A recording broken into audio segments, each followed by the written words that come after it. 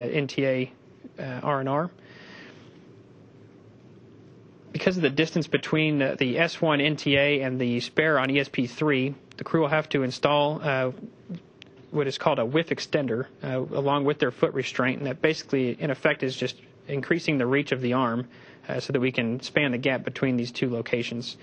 So the crew will set up the arm with that whiff extender and foot restraint, and EV2 will then ingress the APFR and begin to prep the NTA for removal.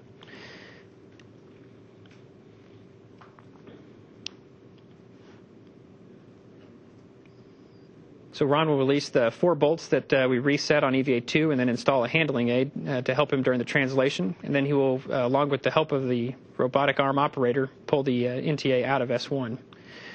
While he has been completing all of that, Mike Fossum has been working his way down to ESP3 on the port side of the vehicle, where he has gotten into the APFR, pulled back the MLI tent, and then he has released the bolts that are holding the NTA in place.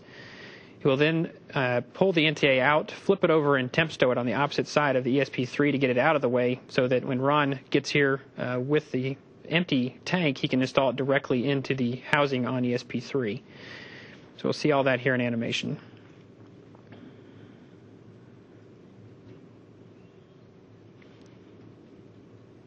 EV1, Mike Fossum has now moved to the front side or forward face of the ESP3 in order to help guide the NTA into its position. You can see now as we move around that temp stow location for the spare NTA. And now the coordination between Mike Fossum, Ron Garrett, and our station arm operator will continue as they install this empty NTA now into the MLI tent. Ron Garrett will drive 1 bolt to make sure that the NTA is secured, and then he will remove his handling aid, move it over to the spare NTA.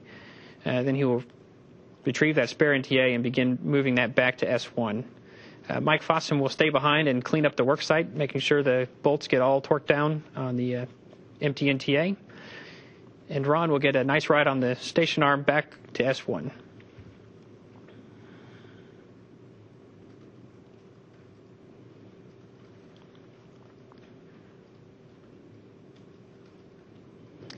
He'll remove his handling aid and secure all of the 4 bolts. And then he's got 3 electrical connectors to go remate to power that nitrogen tank assembly. And then he'll remove all the hardware from the station arm so that it is unencumbered to go about the rest of its tasks. Mike Fossum is going to take the foot restraint that he installed on EVA2 back from ESP3 and translate it back down to the lab. We need to remove this APFR so that the ESP3 can be relocated during the stage. After he's complete with that, he will move his way out to the JPM, where he will begin the task that we outlined earlier. His first task is in reference to the 2 cameras on the robotic arm on the GEM. First one is the WVE, or wrist vision equipment. He'll remove the launch lock and MLI cover, or thermal cover, and stow that in a bag. Then he'll move to the EVE, or elbow vision equipment. It has a similar launch lock and thermal cover that he will remove.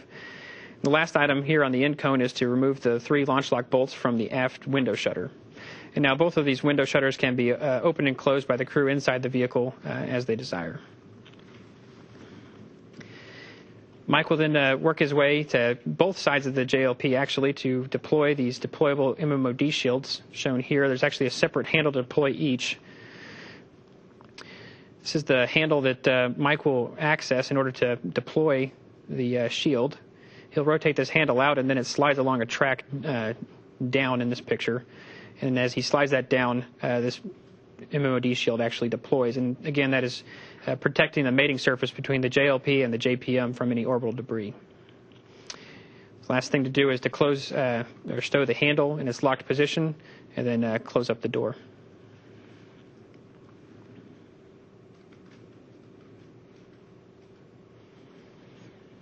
So while Mike is working on all of that, Ron will be translating back up to the backside of the starboard truss here to connect the nitrogen tank to the ammonia tank.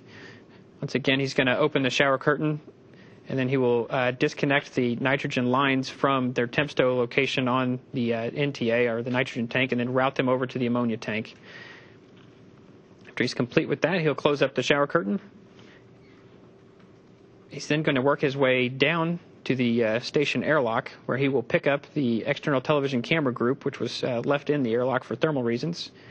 He'll pick that up and translate it out to the port side of the truss, again to the far outboard side of P1 on the nadir side, and meet up with Mike Fossum to install this camera.